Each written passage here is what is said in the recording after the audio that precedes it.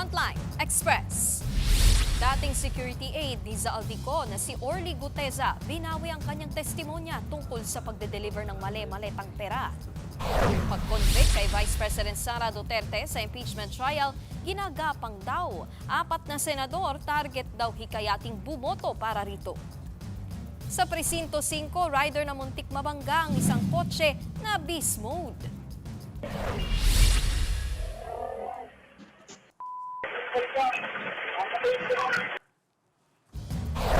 At ang tanong ng mga taga-Luzon, uulan pa rin ba?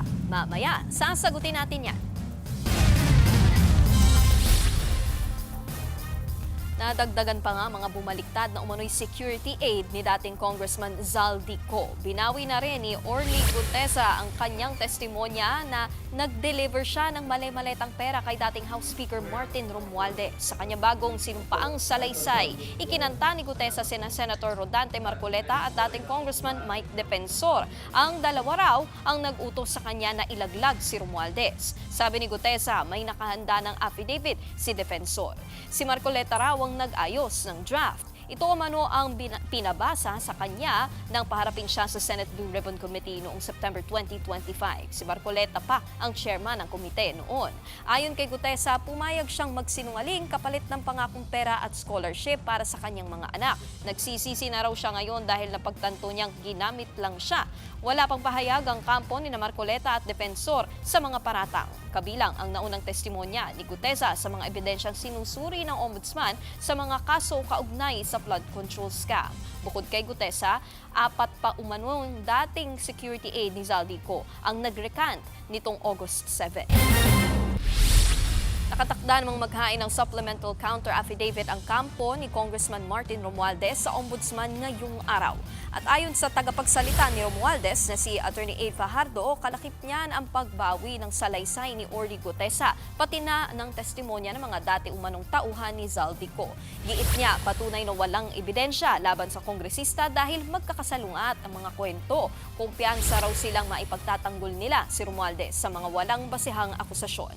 Ang Ombudsman naman, hindi na raw ikinagulat ang pag-recant ni Guteza. Classic pressure tactic daw ito. Binigyan diin din nila na may halos 30 testigo silang magbibigay ng testimonya kaugnay sa kaso ni Romualdez. Nagbabala rin ang Ombudsman sa mga magtatangkang humadlang sa kanilang investigasyon. Sa ibang balita, 2 residente ang napaulat na patay sa pananalasa ng masamang panahon sa Pampanga. Isa sa mga nasawi ang 19 anyos na lalaki sa bayan ng Apalit. Nalunod ang biktima sa kasagsagan ng mga pagbaha sa barangay Colgante. At kahapon, nalubog sa baha ang malaking bahagi ng probinsya. Ang ilang residente naglatag ng lamesa at tila ginawang resort ang Balukok Bypass Road. Paalala tuloy ng mga otoridad, bawal maligo sa naturang kalsada dahil delikado sa kalusugan at baka biglang tumaas ang tubig. Kita rin sa aerial video ang lawak ng baha sa bayan. Bangka na lang ang ginamit na transportasyon ng ilang residente lalo't lubog sa baha ang maraming mga sasakyan. Sa San Fernando City naman, bumigay ang pader sa creek sa isang subdivision. Inabot tuloy ng tubig ang maraming bahay. Agad namang nailikas ang ilang mga residente. Sa Bataan naman, unti-unti nang humuhupa ang baha sa maraming bayan. Pero problema ngayon ng probinsya ang halos 50 million pesos na halaga ng pinsala sa kanilang agrikultura. At para nga sa update live mula sa Balanga, Bataan, may express report si Mon Gualvez. Mon, nasaan bang partikular na barangay at kamusta ang panahon dyan? Nandito ko ngayon sa bahagi ng Capitol Building dito sa Balanga City, Bataan, kung saan makikita yung sa aking likuran, halos maaliwalas kahit papano yung panahon. Pero nananatili may mga mauulap na bahagi itong area na baka magkaroon na naman ng mga pag-ulan sa mga susunod na oras. At paminsan-minsan pa rin na mahihinang ulan ang nararanasan na lamang dito sa malaking bahagi ng probinsya. Pero kasabay ng unti-unting pagbuka naman ng baha, ang matinding pinsala ng agrikultura ang nakikita. Muli na ngang lumitaw ang isang kalsada sa Barangay Pulok sa Hermosa, Bataan ngayong umaga. Halos 3 linggo rin itong nabalot ng baha dulot ng walang patid na ulang dala ng habagat. Kanina, bagamat may tubig pa rin, pinilit na itong tawirin o lakaran ng maraming residente. Ang problema, kasabay ng pag-upa ng baha, mas tumumbad naman ang maraming sira, lalo na sa mga pananim. Halos lahat ng mga palay nabulok na matapos mababad ng matagal sa tubig.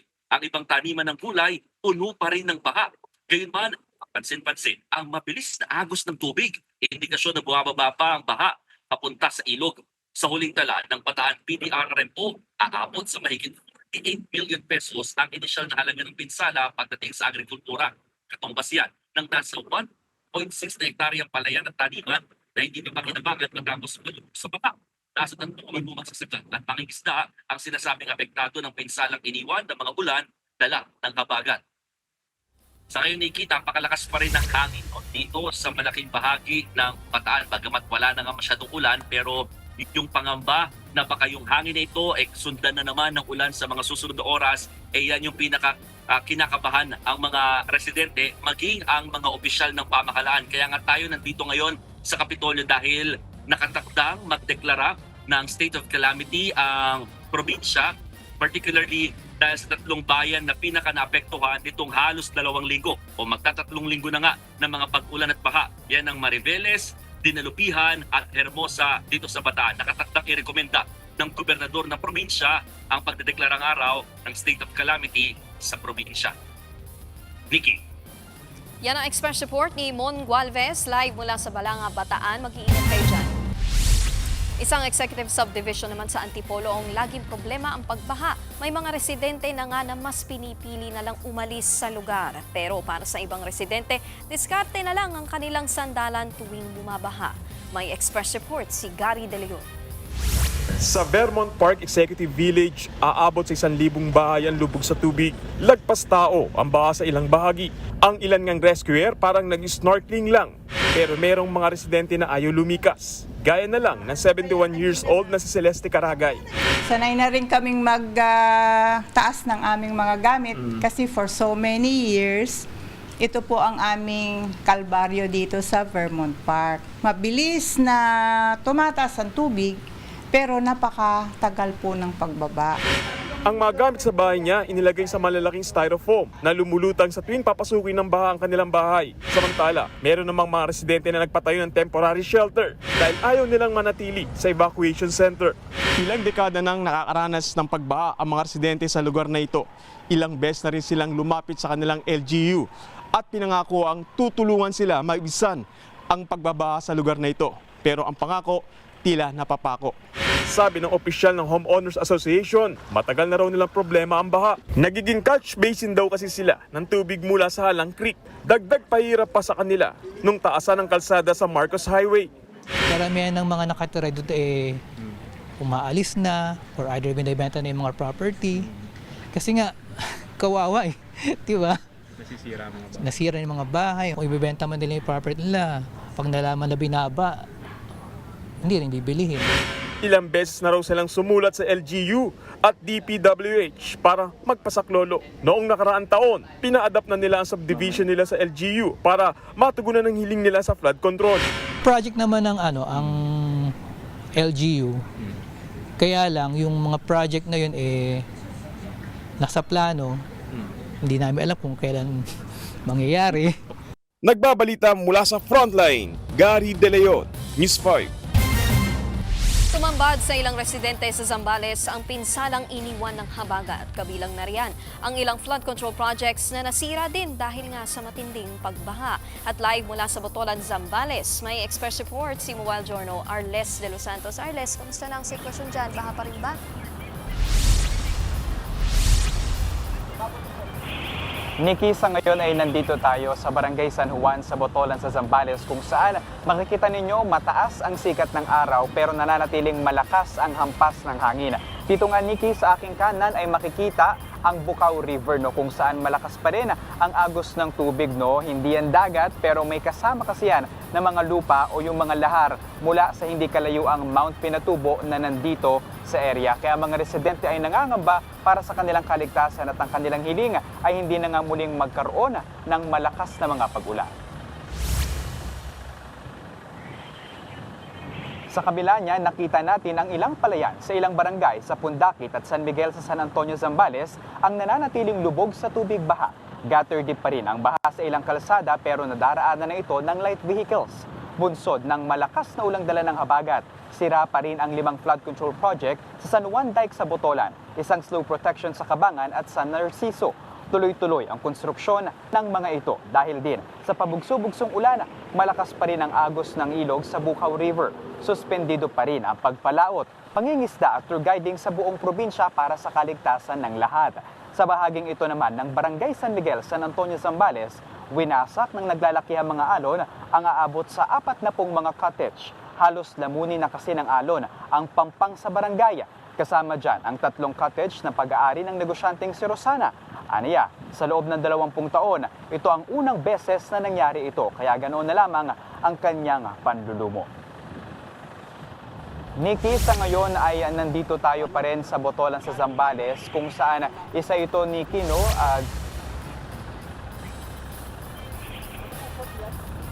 Nikki, sa ngayon ay nandito tayo sa Botolan sa Zambales kung saan sa hindi kalayuan, Nikki, ay makikita yung flood control project na kasama sa mga nasira nang magsimula ngang humagupit ang habagat dito sa probinsya ng Zambales, no? Ayon, Nikki, sa mga residente, 1.5 metro na lamang daw, no? O aabot sa 2 metro ang kapal niyan. Pero kung magpapatuloy daw ang pag-ulan, posibleng ang magibayan. Kaya ang kinatatakot ng mga residente ay baka daw pasukin ng tuluyan ang kanilang mga barangay, no, dahil mawawalan ng flood control protection ang kanilang mga komunidad o mga tahanan, no. Kaya yung ilan ay pinili na munang mag-evacuate, no. Pero sa ngayon, Nikki, ay tuloy-tuloy ang pag-alerto ng barangay para rumisponde, gayon din ang mga residente.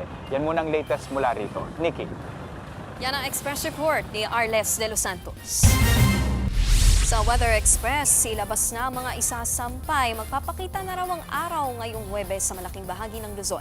At ayon sa pag-asa, huli na ang habagat na siyang nagpapaulan nitong mga nakaraang araw. Kaya't asahan ng maaliwalas na panahon sa halos buong Luzon, kabilang dito sa Metro Manila. Gayunman, posible pa rin ang mga biglaang ulan, lalo sa hapon at sa gabi. Samantala, palabas na ng PAR ang bagyong Neneng. Wala itong direktang epekto sa bansa, pero hinahatak nito ang habagat. Yan naman ang nagpapaulan sa Batanes, Ilocos Norte, Ilocos Sur, La Union, Pangasinan, Zambales at Bataan. Pinag-iingat pa rin po ang publiko sa posibleng pagbaha at pagguho ng lupa. Susunod, pag-convict kay Vice President Sara Duterte sa impeachment trial, hinakapang daw ng mga senator judges. Yan at iba pang mga balita sa pagbabalik na Frontline Express.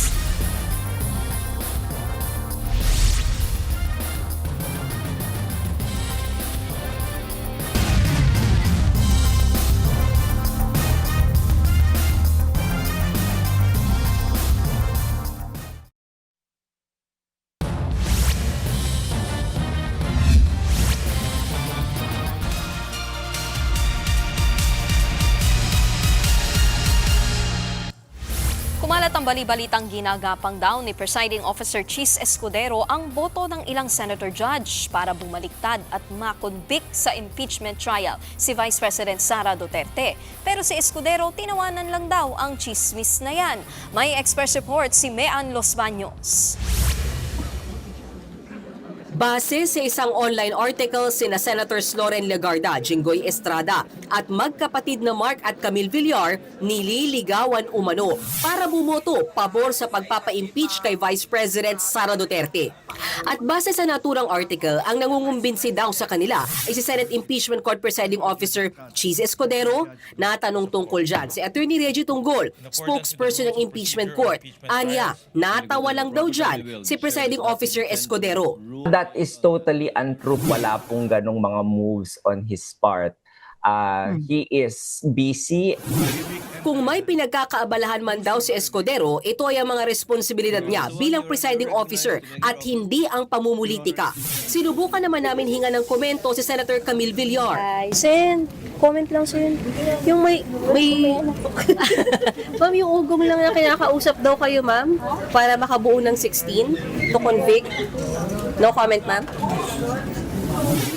Samantala, aminado si Attorney Tunggol na nauurong na ang impeachment trial dahil sa sunod-sunod na kanselasyon ng trial dates at sa mahabang presentasyon ng ilang witnesses. Sa 27 witnesses na dapat maipresenta ng prosekusyon sa Article 1, pang-anim pa lang ang nasa witness stand.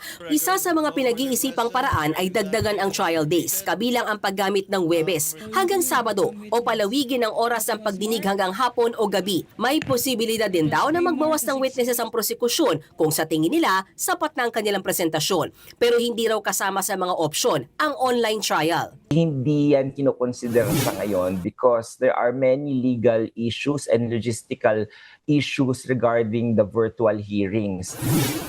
Ito pa, hindi rin daw kinukonsidera ng impeachment court na baguhin ang 16-vote threshold para sa conviction. Pwera na lang kung may mag-aakyat ng issue na yan sa Korte Suprema. Iminungkahi ng ilang prosecutors na baka panahon ng balikan ng rule, lalo't bumaba ang bilang ng mga senator judge na dumadalo sa trial. Pero ayon kay Tunggol, 16 votes pa rin ang rule na ipinatutupad. Pero ang tanong, paano kung mismong senator judge ang mag-request na ipabago ang threshold para sa botohan sa impeachment trial? Paliwanag ni Attorney Tunggol, pwede naman talagang baliktarin ang desisyon ng presiding officer basta magkakaroon lamang ng boto ng mayorya ng senator judge. Pero ang hindi malinaw sa impeachment rules ay kung hanggang kailan pwedeng iapila ang naging desisyon ng presiding officer. Dahil inilabas si Senator Escudero ang ruling na 16 na threshold noon pang July 6 at Agosto na ngayon o mahigit isang buwan na ang nakakaraan. Sa ngayon, pinag-aaralan pa ng impeachment court kung paanong pupunuan ang mga nakanselang araw ng trial. Nagbabalita mula sa Frontline, Mean Los Baños, News 5. Panawagan naman ni VP Sara, bilisan na ang impeachment trial. Kung mapapatagal daw kasi ang proseso, napapaisip ang publiko kung totoo ba o hindi ang mga akusasyon. Nakasaad din daw sa saligang batas na dapat mabilis ang impeachment proceedings. Nang matanong kung makatutulong ang pagdalo niya para mapabilis ang paglilitis, sabi ng bise ipinauubaya niya sa kanyang defense team ang impeachment. Meron kang mga abogado doon na nagpa-participate doon sa process. Yun ay para na rin pagdalo ng respondent doon sa impeachment. Dahil hindi naman ako abogado para sa impeachment court. So wala akong matutulong doon sa proseso ng pag-present ng witness, pag-cross-examine ng witness. Sa Presinto 5, arestado ang isang construction worker matapos saksakin ang kanyang kaibigan sa Quezon City. Ang kanya raw kasing bestie ay kateks na pala ang kanyang love interest. Narito ang express report ni Carol De Asa. Sugatan at nagtamo ng saksak sa braso ang 39 anyos na barker na ito sa Quezon City. Yan ay matapos siyang saksakin ng kanyang kaibigan na construction worker sa Barangay Commonwealth. Base sa investigasyon ng mga pulis, iisa lang ang tinitirhang bahay ng sospek at biktima. At nalaman daw noon ng sospek na tinetext ng biktima ang nakursunadahan niyang babae. Pinuntahan siya noong ating sospek sa kanyang pinagbabarkeran at kakausapin sana. Dinala siya sa madilim na daan tapos inundayan na siya ng saksak. Sa follow-up operation, naaresto ang sospek. Nabawi sa sospek ang ginamit na kutsilyo. Todo tanggi pa rin siya sa nagawang krimen. Hindi ko po sinaksak yun.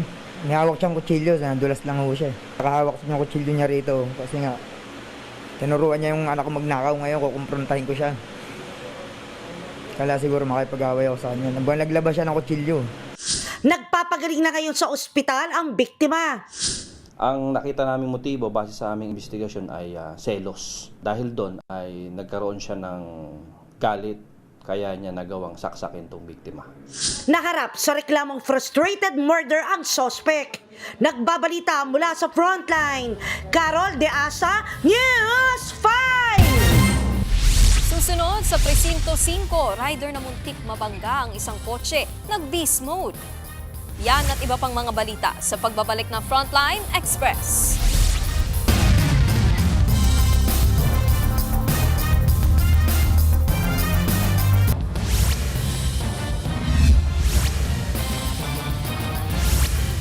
Sa Presinto 5, sa pool sa CCTV ang rider na pinagsisipa at pinaghahampas ang isang kotse sa Caloocan.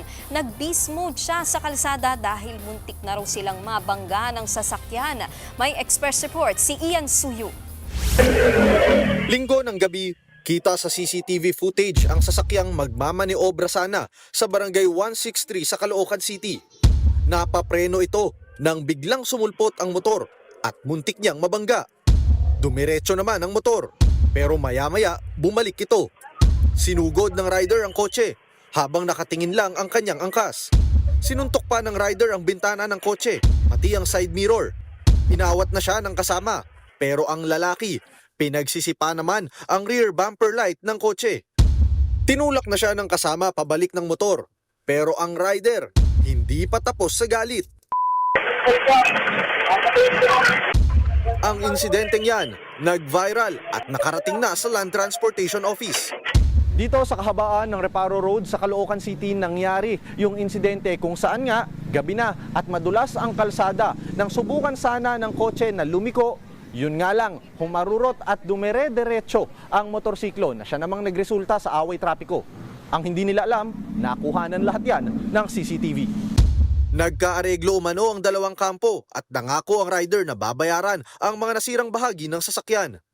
Tinanong siya, ano ho ba ang problema? Bakit ganun yung meron lang daw hong pinagdadaanan? Inisyuhan na ng show cause order ang rider at ang rehistradong may-ari ng motor. Pinagpapaliwanag ang rider kung bakit hindi dapat suspendihin o bawiin ang kanyang lisensya. Isinailalim na sa 70 araw na preventive suspension ng kanyang driver's license at nakaalarma na rin ang motorsiklo nito. Nagbabalita mula sa Frontline, Ian Suyu, News 5. Nabulilyaso ang planasan ng pagnanakaw ng dalawang lalaki sa tindahan ng pintura sa Rizal. Agad namang rumisponde ang barangay matapos silang maaktuhan sa CCTV. Nahuli kaya sila? Alamin sa Express Report ni Brian Castillo. Kita sa kuha ng CCTV ang persahang pagsira ng lalaking nakaputi sa kadena ng roll-up door ng tindahan ng pintura sa Ortigas Extension kay Inta Rizal. Nakatayo naman sa gilid at nagsisilbing lookout ang kanyang kasama. Pareho silang may suot na helmet. Sumakay sa motor ang nakaputi habang binuksan ng kasama niya ang bahagi ng roll-up door.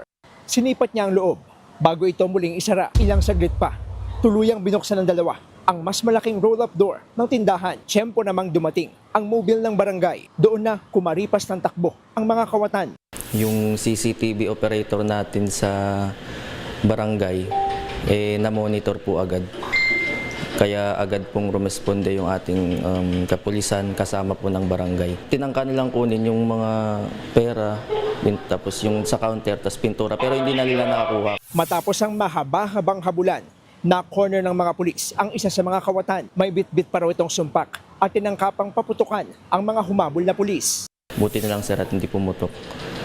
Pagkatapos nun, patuloy pa rin yung habulan hanggang sa mahuli na nila yung suspect. Sabi lang niya na may naudyukan lang siya nung kasama niya. Dinala ng mga pulis sa presinto ang suspect para maiproseso. Nakuha mula sa kanya ang bag na naglalaman ng bolt cutter, T-bar tools, improvised firearm na sumpak at 5 bala. Pero iginiit daw nitong menor de edad siya. Kaya napilitan silang ibigay ang kustudiya nito sa social workers ng munisipyo. Pumunta yung magulang dito na wala silang may pakitang PSA. Ang naipakita lang nila ay yung sa certification of sa baptist. At mali din yung pangalan nandoon. Doon sa sinabi sa akin ng suspect na pangalan niya. Kaya doon pa lang nakita talaga na nagsisinungaling yung suspect. Sinusubukan pa namin kunin ang panig ng suspect at kanyang mga kaanak. Nakaharap siya sa reklamong attempted robbery at paglabag sa Comprehensive Firearms and Ammunition Regulation Act. Nagbabalita mula sa Frontline, Brian Castillo, News 5. Patuloy ang paghahatid ng tulong ng Alagang Kapatid Foundation sa mga nasalanta ng habagat at nagdaang bagyo. Sa Kalumpit, Bulacan, nilusong ng grupo ang binahang barangay San Miguel para magpaabot ng tulong sa mga residente. Dala ng Alagang Kapatid ang relief goods, food packs at vitamins para sa mga bata. Tuloy-tuloy po tayong magpaabot ng tulong sa mga kapatid nating nangangailangan. Sa mga gusto pong makiisa, makikita sa inyong mga screen ang bank details ng Alagang Kapatid Foundation. Maraming salamat po, mga kapatid.